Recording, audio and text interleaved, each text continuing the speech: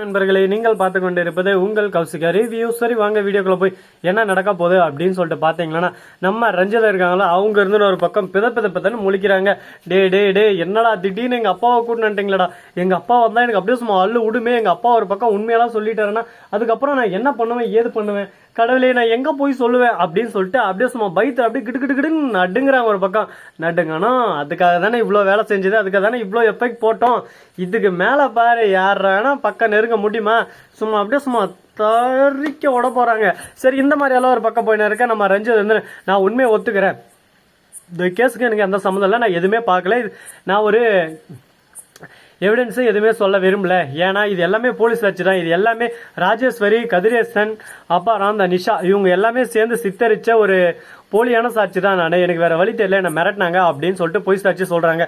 உடனே பார்க்கணுமே ராஜேஸ்வரி இருந்து அடியே என்னடியே டைம் கிடச்சுன்னா அப்படியே சும்மா நைஸா நழுவுற, நீ மாட்டி வரும்னு சொல்லிட்டு எங்களை மாட்டி வர்ற பாத்தியா அப்படின்னு சொல்லிட்டு ஒரு பக்கம் பார்த்தாலும் என்னங்க பண்றது, நடக்கிறதா நடக்கும். வாழ்க்கைன்னா அந்த மாதிரி நிறைய இன்னல்கள் கஷ்டங்கள் எல்லாமே வரும். எல்லாத்தையும் ஒரு பக்கம் நாம தான் தாங்கிக்கிட்ட போகணும். அதனால டோன்ட் வரி, போனது போச்சு ஆனதாச்சு, இதுக்கப்புறம் என்ன பண்ணலாம் ஏது பண்ணலாம்னு சொல்லிட்டு நாம தான் நம்மளை க்ரோத் பண்ண அப்படியே போயிட்டே இருக்கணும். சரி, இந்த மாதிரி எல்லாம் ஒரு பக்கம் போயின்னு இருக்க. மறுபக்கம் என்ன நடக்குதுன்னு சொல்லிட்டு பாத்தீங்கன்னா, நம்ம வெண்பா இருக்காங்களா, அவங்க சொல்லவே தேவையில்லைங்க, டேலண்டான கேர்ள், அழகான ஒரு பக்கம் கியூட்டான பர்ஃபார்மன்ஸை போட்டு கியூட்டா அந்த இடத்துல இருந்து அப்படியே சும்மா நைஸா நழுவின்னு போயிட்டே இருந்துருவாங்க நம்ம வெண்பா. அது போலதான் நைட்டு பண்ண டிராமாவனால அவங்க நல்லா நம்பிட்டாங்க. இதுக்கப்புறம் நம்ம வெண்பாவை கையிலே பிடிக்க முடியாது.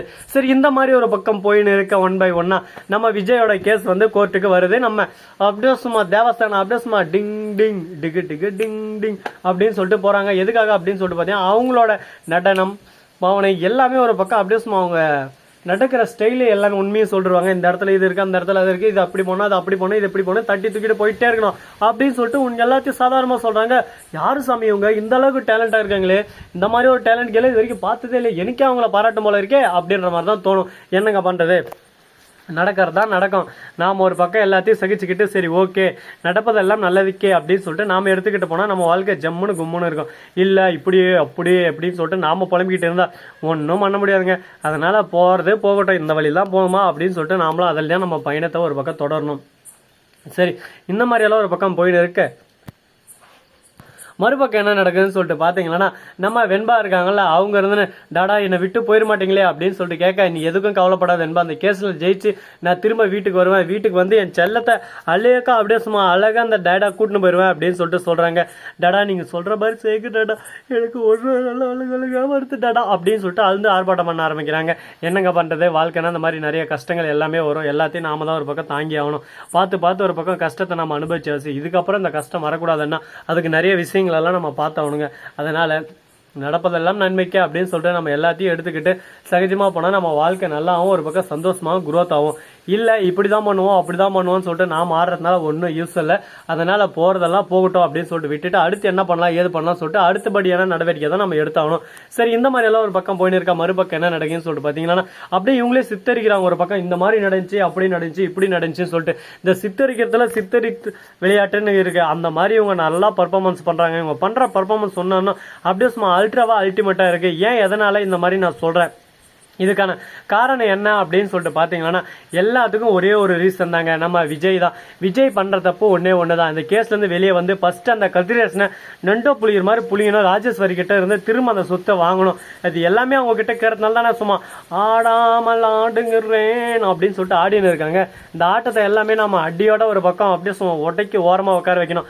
அப்படி உட்கார வச்சோம்னா ஜென்மத்தில் இனிமே அவங்க பிரச்சனைக்கே வரமாட்டாங்க. அதுக்கப்புறம் நாம உண்டு நம்ம வாழ்க்கை உண்டுன்னு சொல்லிட்டு நம்ம சந்தோஷமா ஜம்மாயா ஒரு பக்கம் போயின்னு இருக்கலாம். சரி, இந்த மாதிரி எல்லாம் ஒரு பக்கம் போயின்னு இருக்கா. மறுபக்கம் என்ன நடக்குதுன்னு சொல்லிட்டு பாத்தீங்கன்னா, நம்ம கதிரேசன் இருக்காருல, அவர் வந்து செம்மையா ஒரு பர்ஃபார்மன்ஸ் பண்ணிட்டாருங்க.